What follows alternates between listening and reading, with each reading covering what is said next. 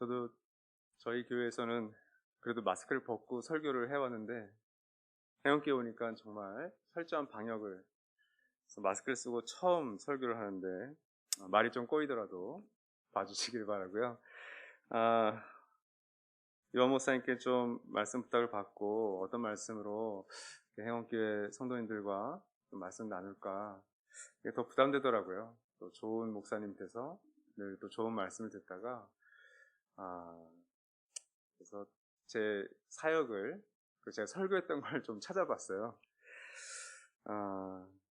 그래서 제가 미국에서 2011년도에 했던 설교가 누가복음을 계속해서 1장부터 끝장까지 만 5년 동안 강의를 했었는데 바로 2011년에 있었던 바로 이 본문 말씀 훨씬 더 길지만 그 안에 한 챕터를 좀 뽑아서 여러분과 좀 나누려고 합니다.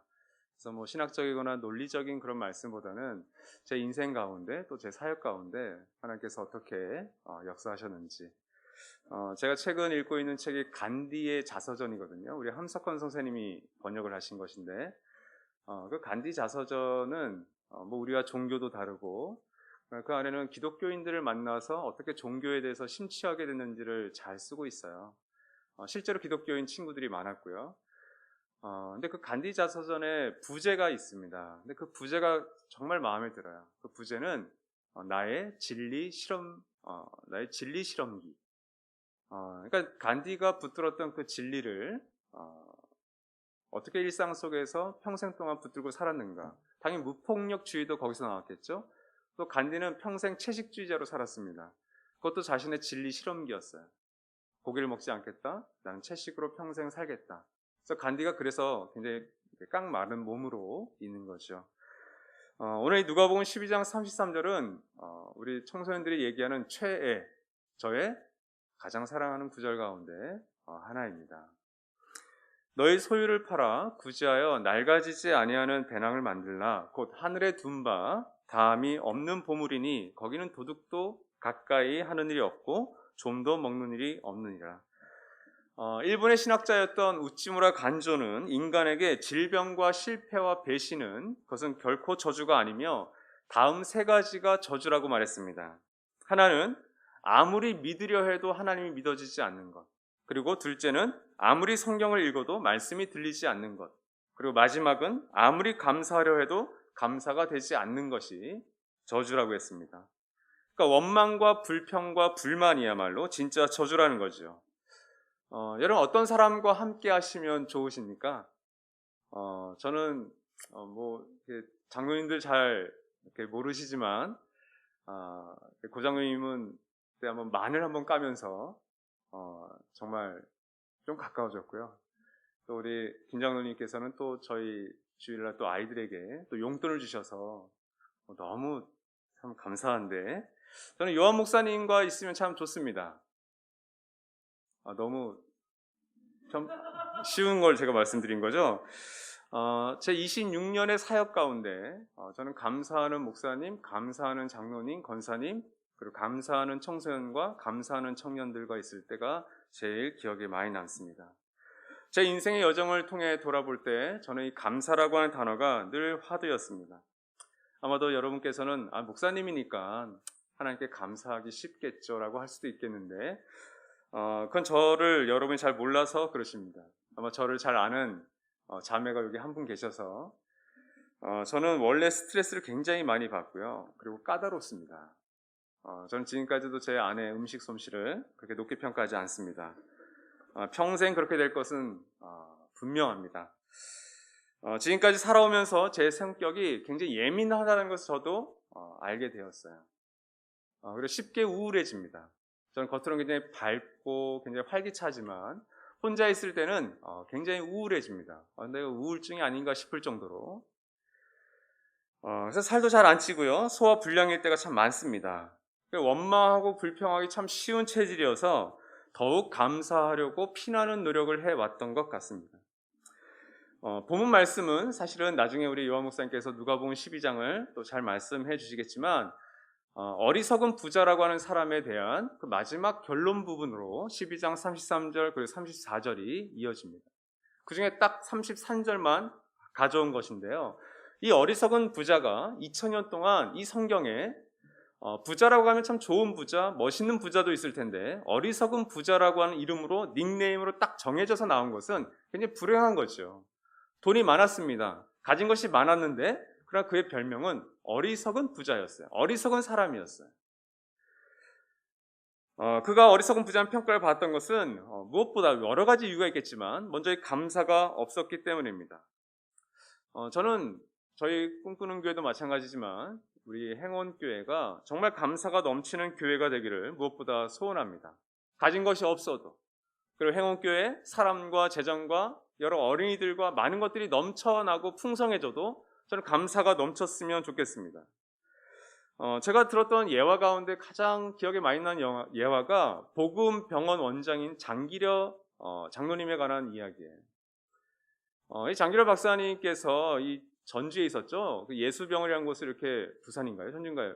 잘 이렇게 운영하다가 이렇게 가난한 사람들이 오시면 치료를 받고 이제 입원을 하게 되고 돈을 못 내니까 그 밤마다 그 가난한 사람을 찾아가서 내가 병원문 열어놓을 테니까 밤에 야반도주하라고.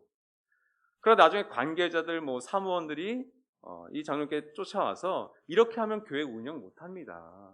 당연하죠. 교회를 운영하는데 그렇게 가난한 사람들 눈치 봐주면 어떻게 해요, 그렇죠? 근데 장기려 박사는 이런 얘기를 하셨어요. 만약 내가 이렇게 병원을 운영해서 병원 문을 닫게 된다면 나 하나님 안 믿을래. 저는 이 말씀이 제 어떤 인생의 사역에 있어서 굉장히 깊게 뿌리 내려져 있습니다. 제가 2011년에 바로 이 누가복음 12장 말씀을 설교하면서 발견했던 이 낡아지지 아니하는 배나, 이게 개역개정과 세번역 똑같을 겁니다. 낡아지지 아니하는, 그래서 전 줄여서 낡아배라고 했어요. 그래서 이 낡아지지 않은 배낭을 제 은행 통장에, 그때는 뭐 금융실명제 이런 것들이 좀 희미했기 때문에 낡아배를 억지로도 만들었어요. 이름에다가 그 뒤에다가 낡아지지 아니하는 배낭. 그래서 이 헌금은, 이 통장은 나를 위해서가 아니라 내 밖에 있는 사람을 위해서 쓴다 라고 그때 한번 정했던 적이 있었습니다. 저는 이 땅 위에 세워진 모든 교회가 사실은 이 말씀을 사실은 실험으로 살아봤으면 좋겠다는 생각을 해봅니다.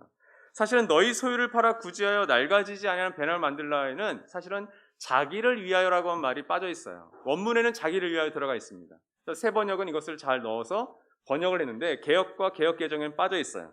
너희 소유를 팔아 구제하여 자기를 위하여, 너희를 위하여 낡아지지 아니하는 배낭을 만들어라, 이렇게 되어 있습니다. 여기서 배낭이라는 것은 더 정확히 표현하면 지갑입니다. 오늘날로 따지면 은행 어카운트, 그러니까 계좌입니다. 전대를 의미했던 것인데 이 배낭에는 그 사람의 물질, 시간, 재능, 에너지, 그 사람이 가진 모든 것들을 다 포함할 수 있을 거예요. 한 사람이 자신의 것이라고 할 수 있는 모든 것을 총집합한 것이 이 배낭이라고 보셔도 무방합니다. 그 모든 것을 필요한 사람을 위해서 팔아 구제하는 것, 팔아서 사용하는 것, 그것이 하늘에 보물을 쌓아두는 방법이라고 하네요. 단순히 교회 헌금을 많이 한 것을 의미하지 않습니다. 왜냐하면 당시 어리석은 부자가 유대인이었기 때문에 유대인들은 일주일에 한 번씩 예배를 꼬박꼬박 드렸겠죠. 그리고 회당에 나가서 특별히 예루살렘 성전에서 늘 헌금을 많이 했습니다. 부자들은 많은 동전들을 넣었겠죠. 예수님께서는 그 헌금함 앞에서 부자들이 가난한 자들 얼마나 헌금하는지를 지켜보셨다는 말씀도 있습니다. 아마 이 사람은 회당에 혹은 예루살렘 성전에 많은 헌금을 했을 것 같아요. 그러나 예수님은 그 헌금을 문제 삼지 않으십니다. 헌금을 드리고 난 뒤에 그에게 남았던 곡식, 그에게 남았던 재산, 그의 잉여 재산에 관심이 많으셨습니다. 이런 헌금은 나의 가장 귀한 것을 드리는 자발적인 헌신을 의미합니다. 예배도 마찬가지입니다. 헌금과 예배, 기도, 우리의 모든 섬김과 봉사는 사실 이 원리를 그대로 갖고 있는 거죠. 여러분, 예배라는 것은 내가 남는 시간을, 그 짜투리 시간을 들여서 하나님께 드리는 게 아니죠. 제가 목사님께 들어보니까 그 행원교회 성도님들 대부분이 아마 일을 하시다가 또 자녀 양육하시다가 또 가정에서 가사 일을 하시다가 이 가운데 이렇게 피곤한 몸을 이끌고 오셨다고 하시더라고요. 그래서 제가 설교를 길게 할 마음이 전혀 없습니다. 근데 여러분, 그게 예배입니다. 내 감정이 좀 가라앉고 내가 좀 피곤하고 그래서 하나님께 나아가는 그 시간을 뒤로 보내버린다면 그것은 예배, 이 월십이라고 하는 하나님께서 마땅히 받으실 만한 가치가 있는 이 예배와는 어울리지 않습니다. 우리의 시간, 물질, 우리의 에너지를 쓰는 것도 마찬가지겠죠. 제가 이 낡아지지 아니하는 배낭을 저는 구입한다라고 하는 단어를 많이 쓰는데, 제 인생, 제 사역 가운데 나는 어떤 낡아지지 아니하는 배낭을 갖고 있나. 물론 그 배낭은 지금도 저는 갖고 있습니다. 제가 갖고 있는 은행 계좌 중에 하나는 이름이 낡아지지 아니하는 배낭으로 있어요. 그래서 제가 저희 교회에서도 누누이 얘기하지만 거기에 돈이 얼마나 들어있는가는 제 아내도 모릅니다. 늘 아내는 뺏어가려고 노력하죠. 2006년 7월 15일에서 22일로 기억합니다. 제가 아내를 만나게 된 캄보디아 선교.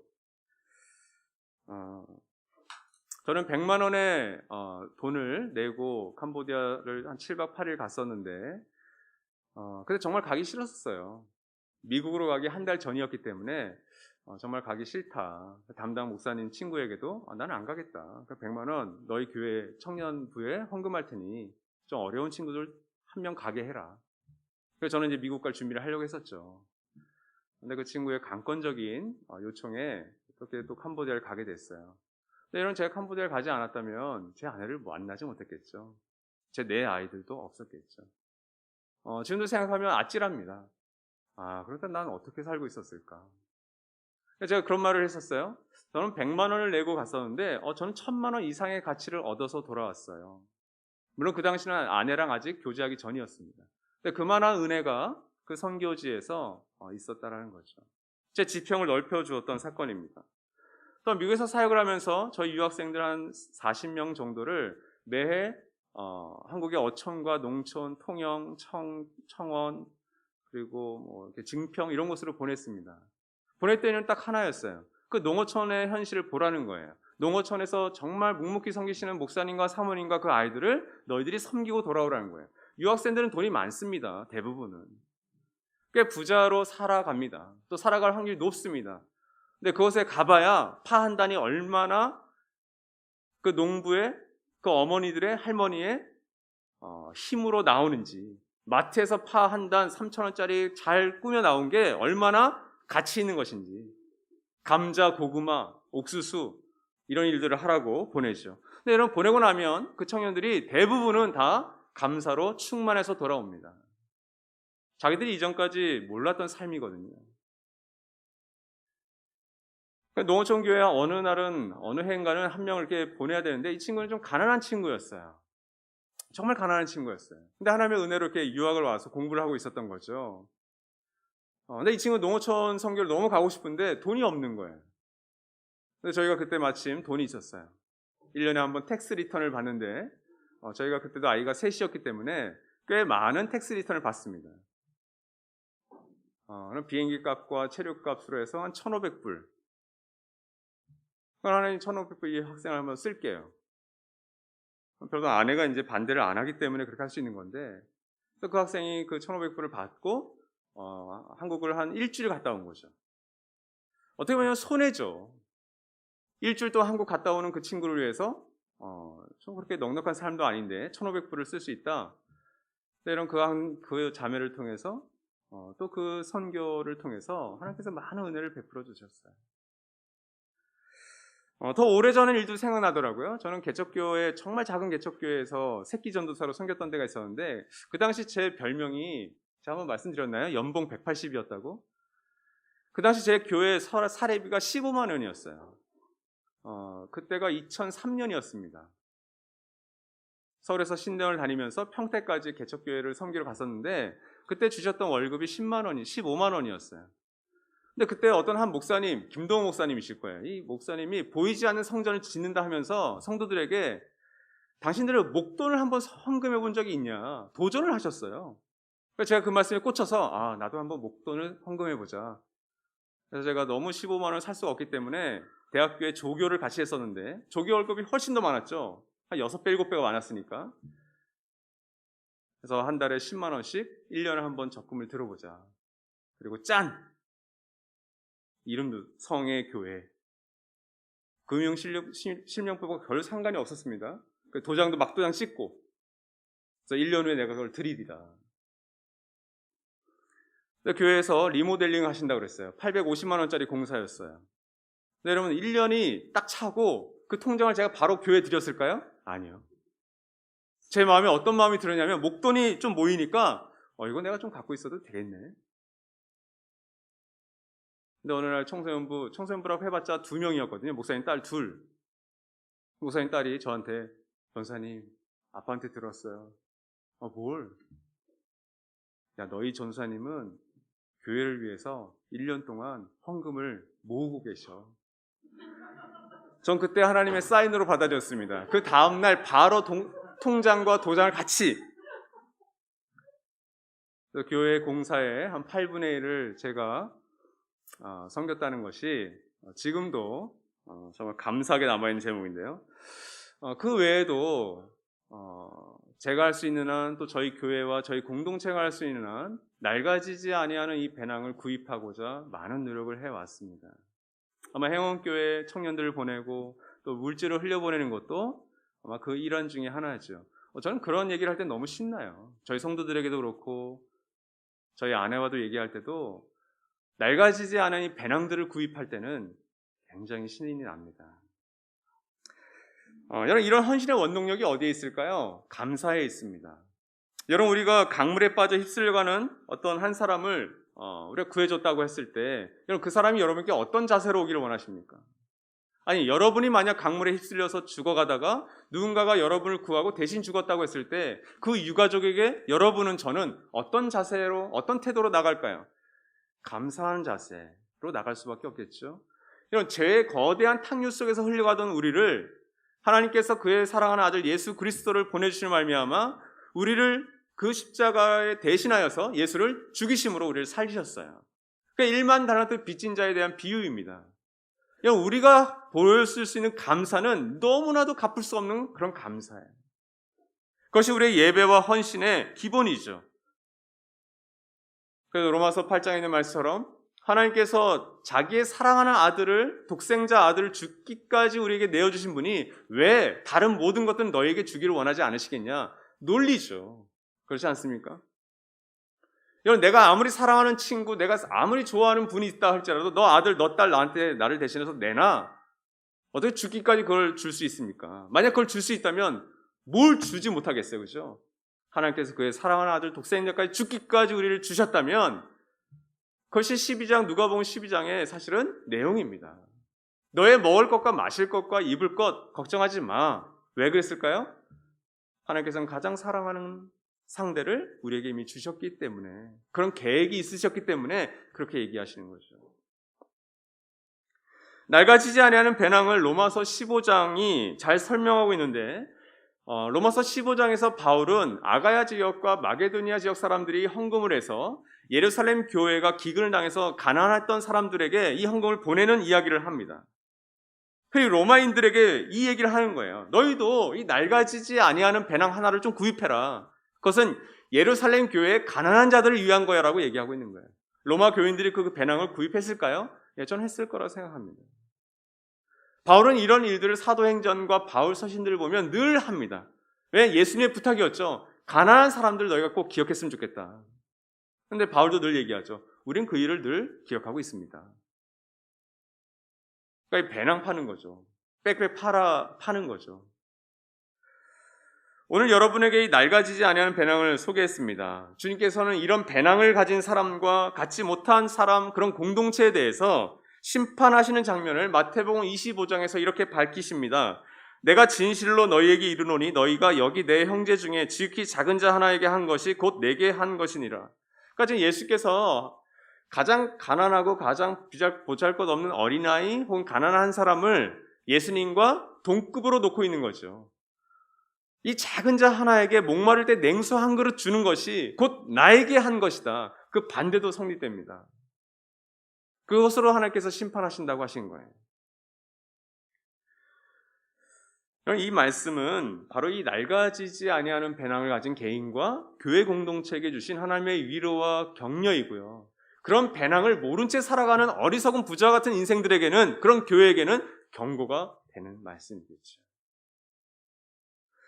바로 이 지극히 작은 자 한 사람을 위해서 우리가 가진 가장 좋은 것을 낭비하고 허비하는 것이 오히려 우리의 기쁨과 감사가 될 수 있는 것, 그것이 정말 우리의 신앙생활이었으면 좋겠습니다. 이번에 행원교회에 오니까 그렇게 그런 일들을 하려고 하시네요. 저는 행원교회 이랬으면 좋겠습니다. 그렇게 살면서 낡아지지 않은 배낭을 여러 개를 구입해서 그렇게 살면서 교회 문을 닫게 하시면 나 그런 하나님, 우리 그런 하나님 안 믿겠어요 라고 하는 당당함이 여러분에게 있기를 바랍니다.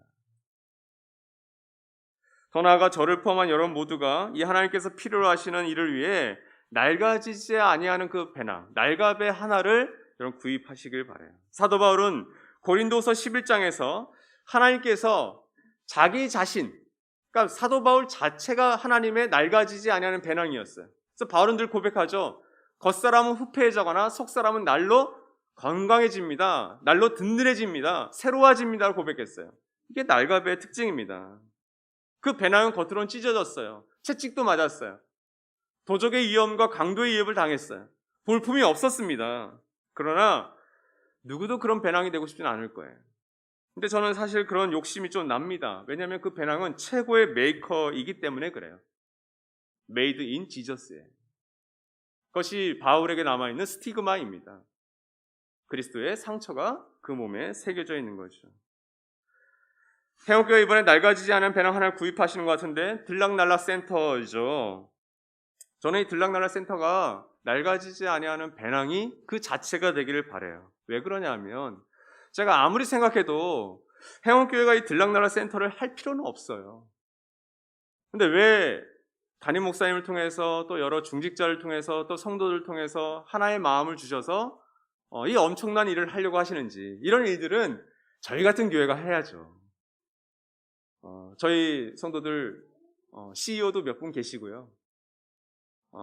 정말 제가 쥐어짜면 뭐 헌금하시겠죠. 근데 왜 이 제주의 변두리에 있는 행원교회가 이 일을 해야 될까요? 바로 그 들락날락 센터를 통해서 정말 들락날락할 여러 어린이들과 부모님들과 이 지역사회의 이웃들을 바라보는 하나의 마음을 요한 목사님과 우리 여러 성도님들이 갖고 계시기 때문일 거예요. 저에겐 그런 마음을 주시지 않았어요.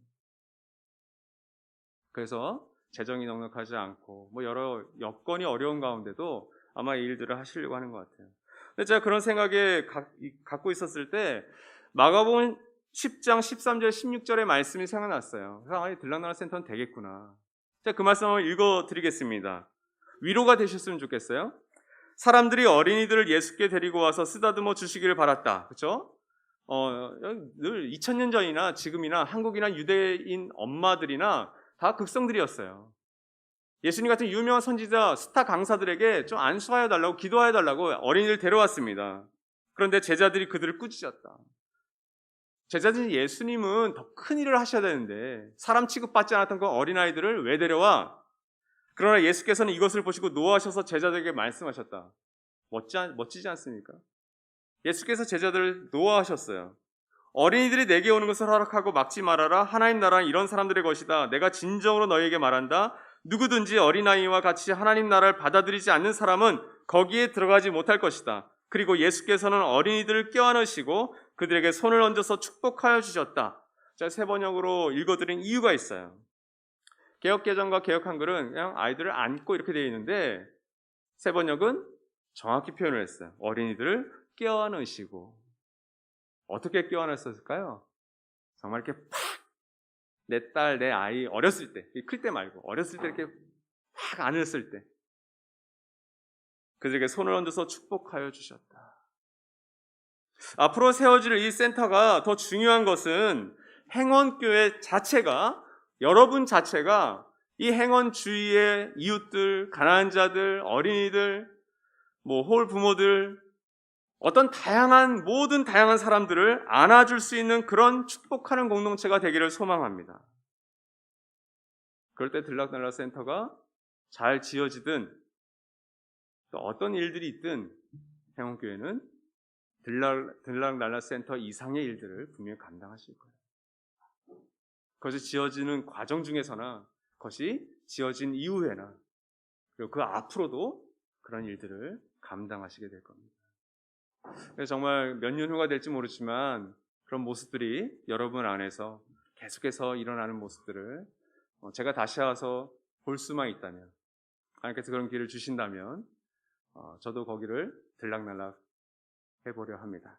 자, 기도하겠습니다.